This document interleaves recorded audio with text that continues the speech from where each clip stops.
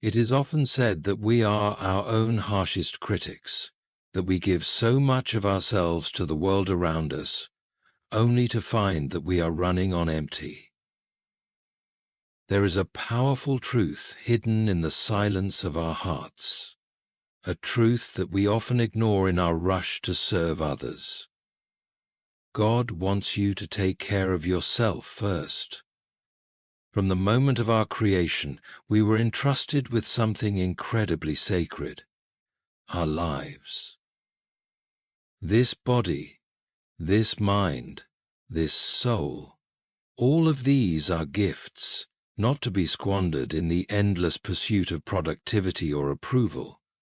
To care for yourself is not an act of selfishness, but an act of faith.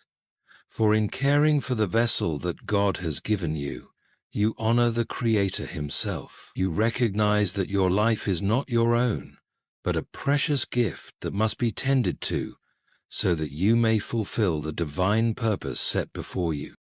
There is a profound truth that often gets overshadowed in the rush of our everyday lives, a truth that has been passed down through the ages, though it is rarely emphasized in the world today. Self-care is a sacred duty. It is not merely a modern concept of pampering oneself or taking time for indulgence, as many might think. Rather, it is an ancient principle rooted in the very design of human existence, one that recognizes the sanctity of our bodies and souls. The truth is, when we neglect ourselves, we are neglecting the very essence of the life that God has entrusted to us. Each of us has been given a sacred gift, the body, the mind, and the soul. These are not ours to treat carelessly or to neglect. They are divine gifts, entrusted to us for the purpose of fulfilling our unique purpose in this world. Our lives are not simply to be spent serving others or achieving success. We are called to nurture ourselves first, because only when we are well can we be fully equipped to serve those around us. To care for yourself is not an act of selfishness, but an act of stewardship, a recognition that you have been entrusted with this life, and it is your responsibility to nurture it, to honor it, and to make sure it remains in good health, both physically and spiritually.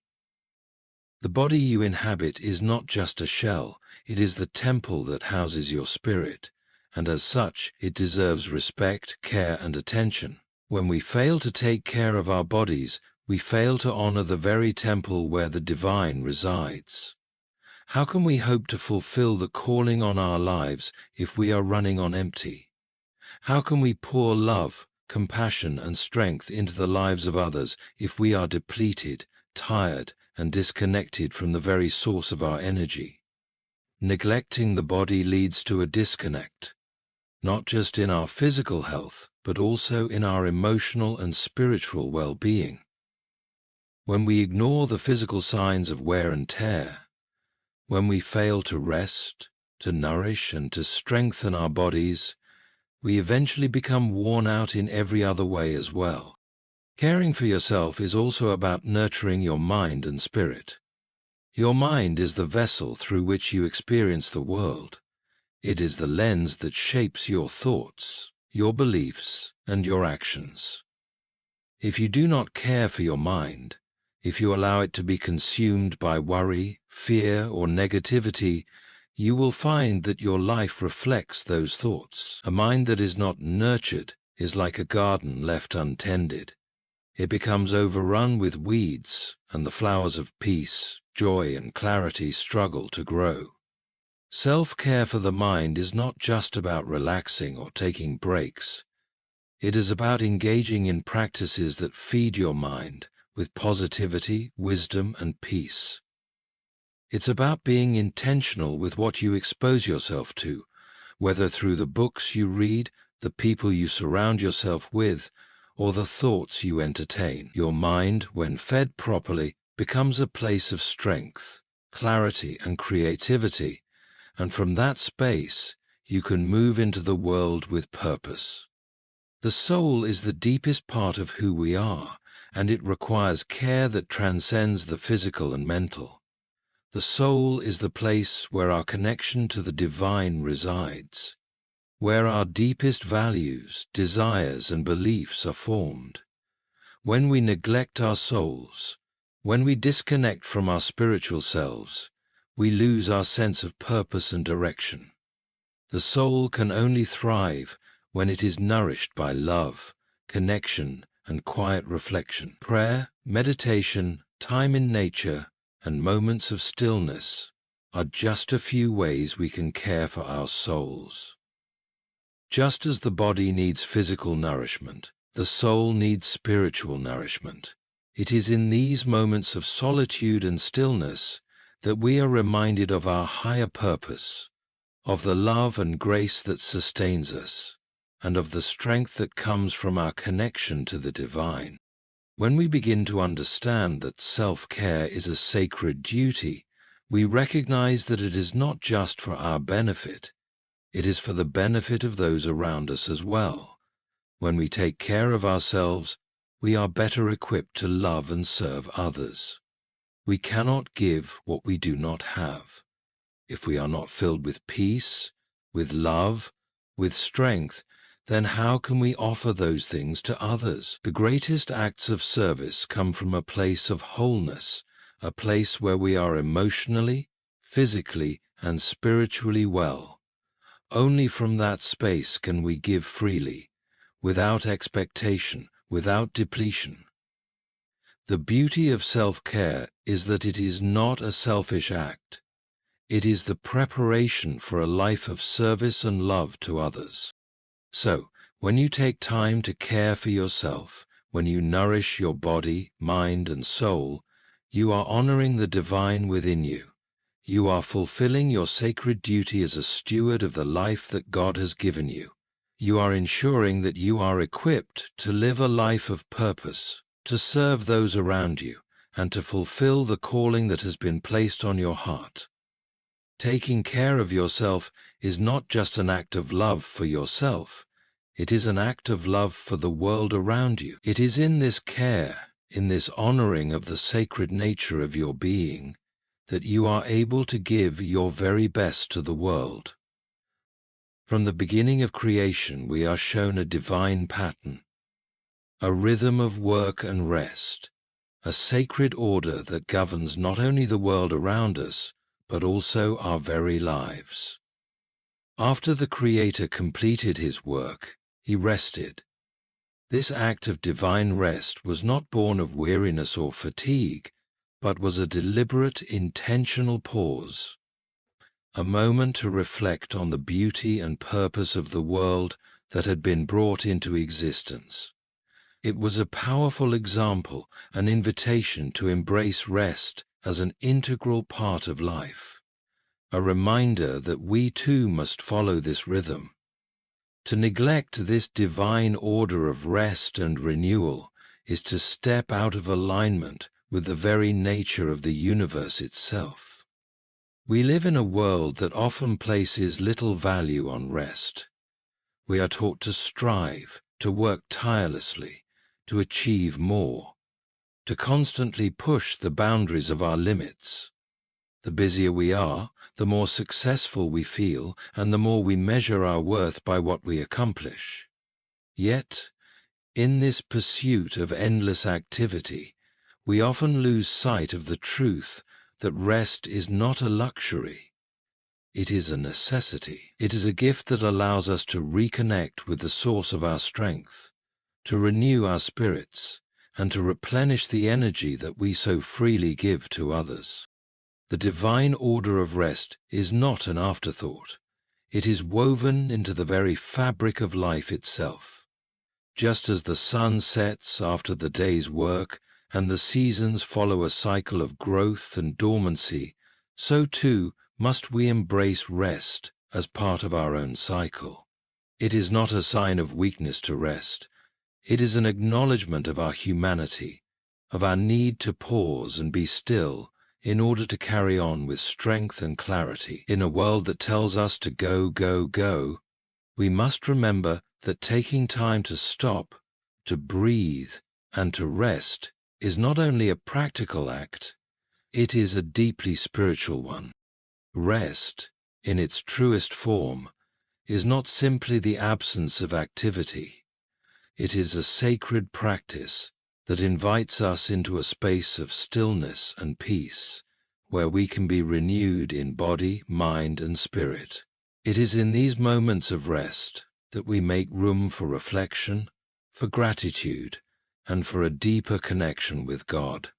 When we allow ourselves to rest, we acknowledge that we are not in control of everything. We surrender our striving, our need to constantly be busy, and we allow ourselves to simply be, existing in the present moment without the pressure to produce or perform. In these quiet moments, we hear the still, small voice that speaks to us, reminding us of our worth, our purpose, and the love that surrounds us. Rest allows us to refocus on what truly matters. It helps us align our hearts with God's will, to center ourselves in His love and grace. When we rest, we are not abandoning our responsibilities. We are recharging ourselves so that we may return to them with a renewed sense of clarity, energy, and devotion. The divine rhythm of rest also teaches us the importance of renewal. Just as a tree must rest in winter to be ready for the new growth of spring, so too must we make space for renewal in our lives. Without rest, we become like a parched field, unable to bear fruit. Our souls grow weary, our minds become clouded, and our bodies begin to break down. But when we embrace rest, we allow ourselves to be renewed, not just physically, but spiritually and emotionally as well. It is in this space of renewal that we find healing for our wounds, clarity for our confusion, and strength for the journey ahead. God, in His infinite wisdom, has given us the gift of rest.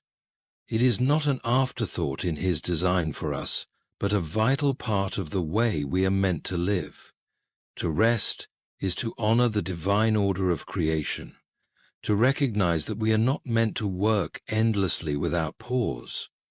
It is to understand that our lives are not defined by our productivity, but by our ability to rest in God's presence, to trust in His provision, and to allow His strength to fill us when we are empty. Rest is an act of faith, a declaration that we trust in God's timing and in His ability to sustain us.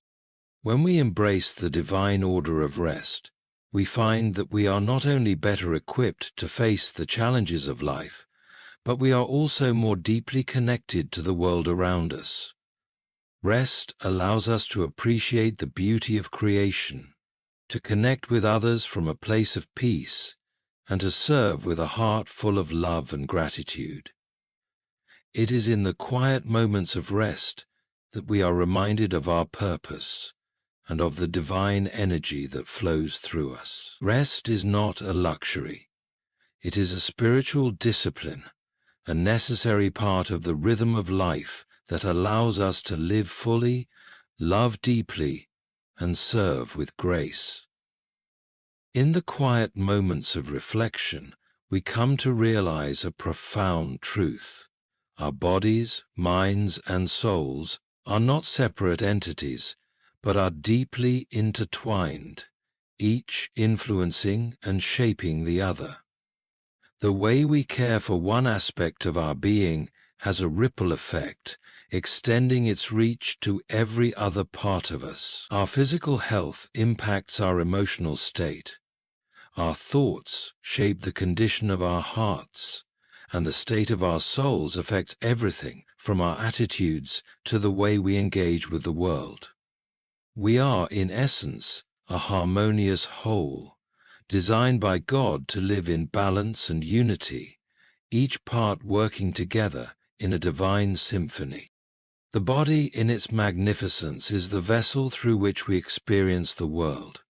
It is the means by which we interact with creation, with others, and with the very life that flows through us. Yet, too often we take it for granted, pushing it to its limits without regard for the signals it sends us. without paying attention to the whispers of fatigue or pain that call us to rest. We view the body as a tool to be used, rather than a temple to be honored. However, when we neglect our physical health, we begin to notice the effects: fatigue, illness, lack of clarity, and these physical struggles begin to take a toll on our emotional and spiritual well-being. The body is not just a shell, it is a sacred vessel that requires attention, care, and respect.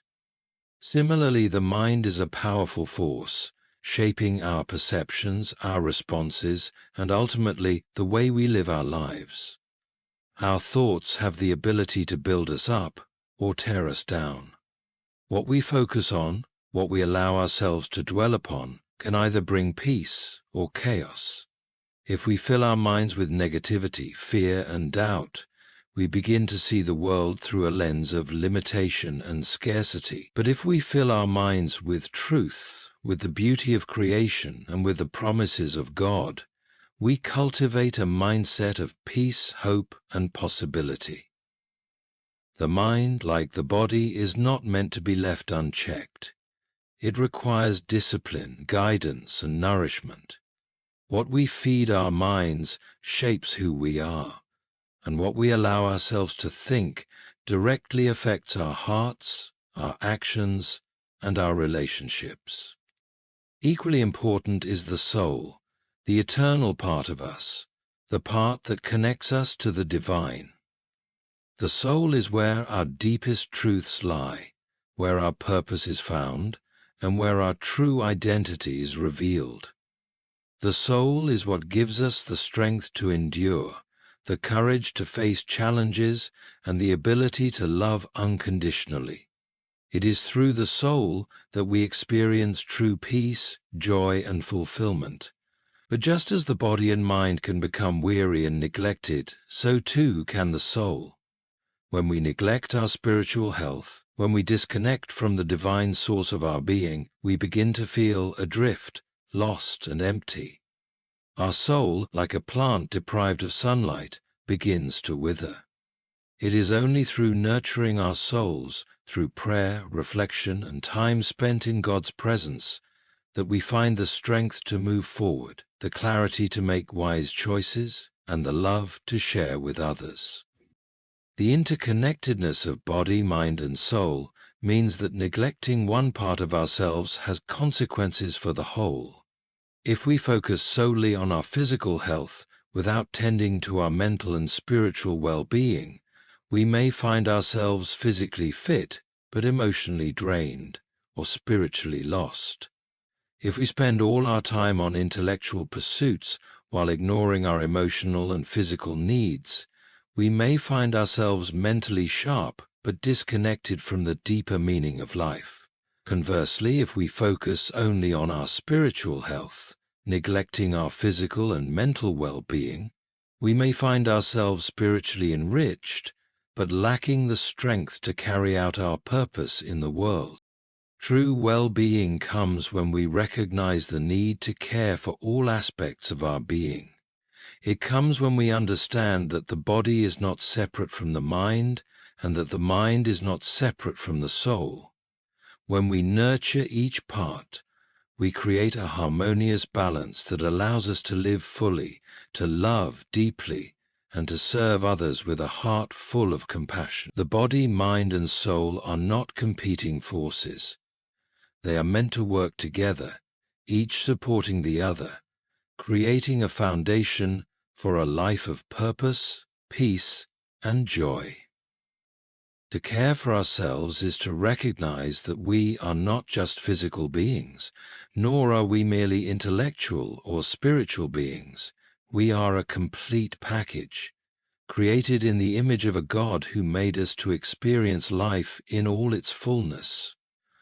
We are called to care for our bodies, to feed our minds with truth, and to nurture our souls with love and devotion. When we do this, we align ourselves with the divine order of creation, and we begin to live the lives we were always meant to live, whole, healthy, and fully alive, in every sense of the word.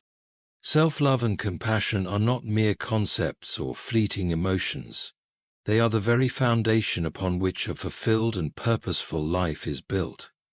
Too often we have been taught that love and care are meant to be directed outward, toward others, while neglecting the importance of turning that love inward, toward ourselves.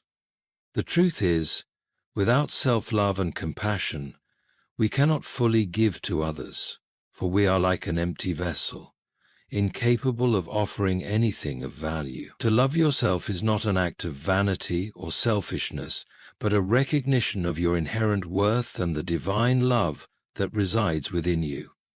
It is through this love that you find the strength, the peace, and the capacity to love others more deeply.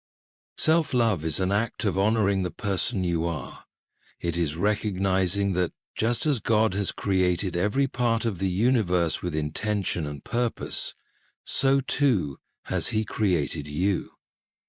You are fearfully and wonderfully made, a masterpiece of divine design, worthy of care, respect, and affection.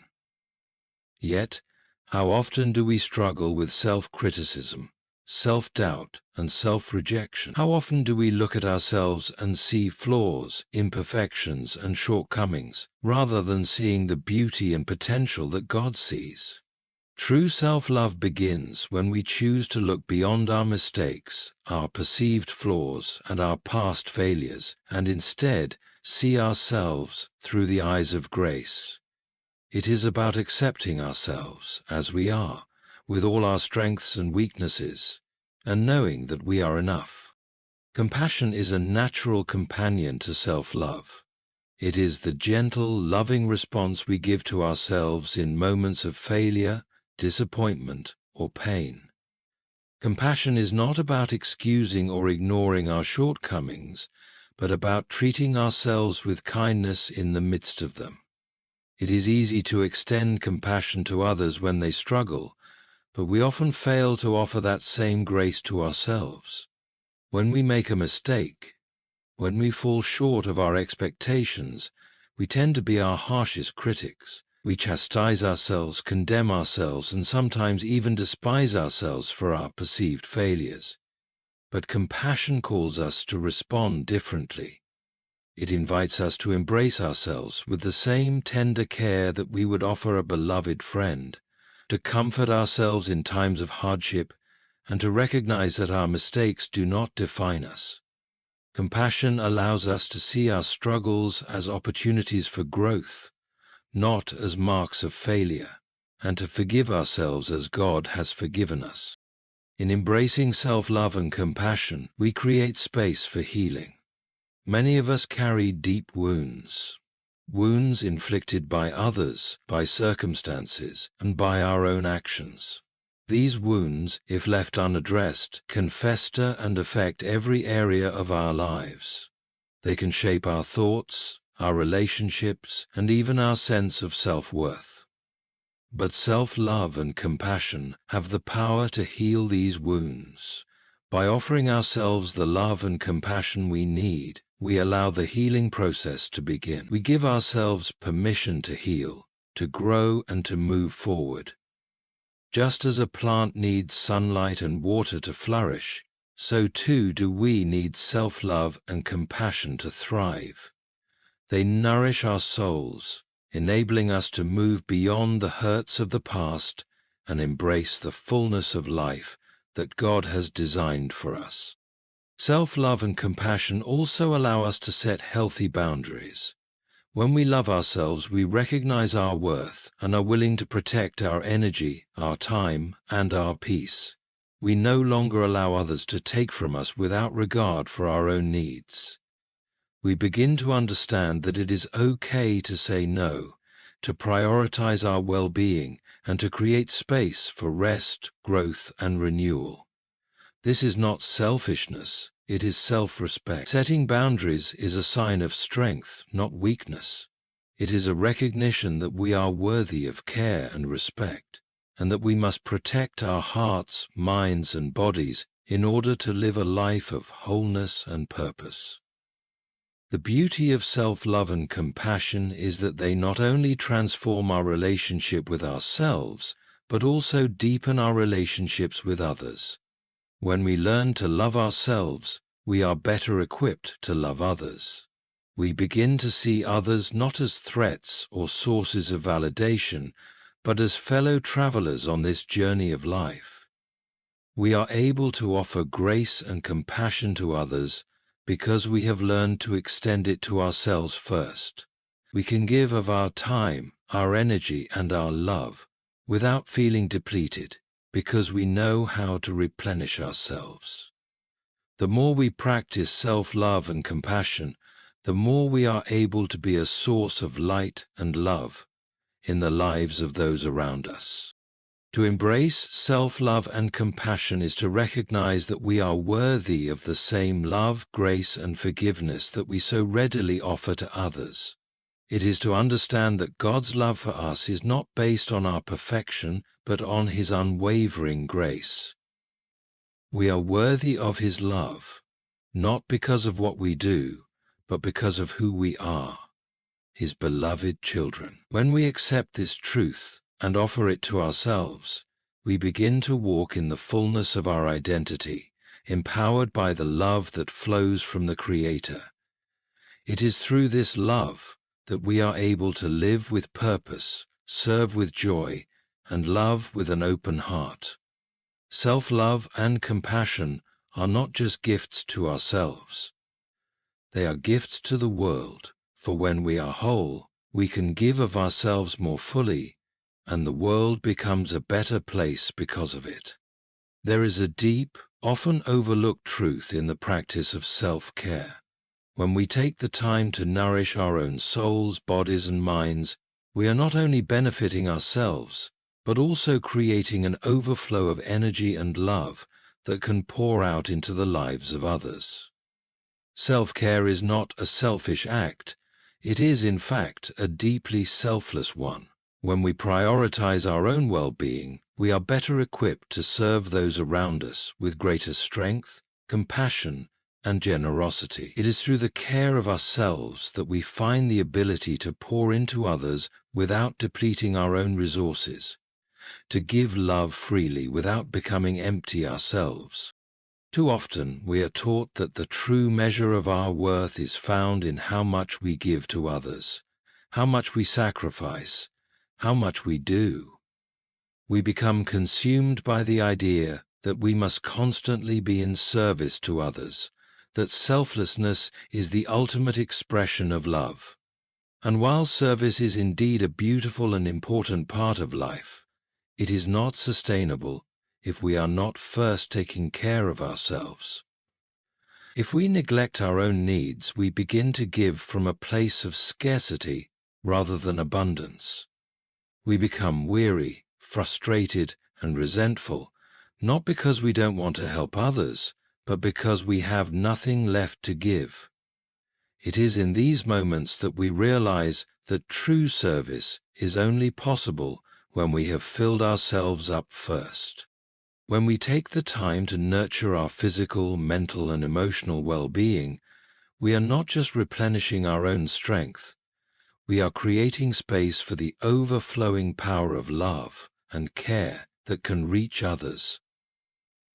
Just as a well cannot continue to provide water unless it is replenished, we cannot continue to give of ourselves unless we are regularly refilled. The practice of self-care is not about indulgence or selfishness. It is about making sure that we are whole, healthy, and strong, so that we can serve others from a place of fullness, not emptiness. It is in these moments of replenishment that we are able to pour into the lives of those around us without feeling drained, because the love we give flows from a well that has been cared for and nurtured. Moreover, self-care empowers us to be more present and intentional in our relationships. When we are well rested, well fed, and mentally at ease, we are able to listen more attentively, to offer our time and energy more fully, and to respond with kindness and patience. In the midst of our busy lives, it is easy to become distracted, to rush through interactions with others, and to miss the subtle cues that they need our attention or care. But when we take the time to care for ourselves, we are better able to engage with those around us in a meaningful way. We can offer a smile that comes from the heart, a word of encouragement that carries genuine empathy, and a helping hand that is rooted in true love. Self-care also provides us with the strength and clarity to navigate the challenges of life. When we are emotionally depleted, when we are physically exhausted, it becomes difficult to face the difficulties that inevitably come our way. But when we prioritize our own well-being, we strengthen our resilience. We become more grounded, more centered, and better able to respond to life's obstacles with grace and wisdom. In this way, self-care is not only an act of replenishment, it is an act of preparation. By taking care of ourselves, we prepare ourselves to face the challenges of the day with courage and strength, and we are better equipped to help others who may be struggling.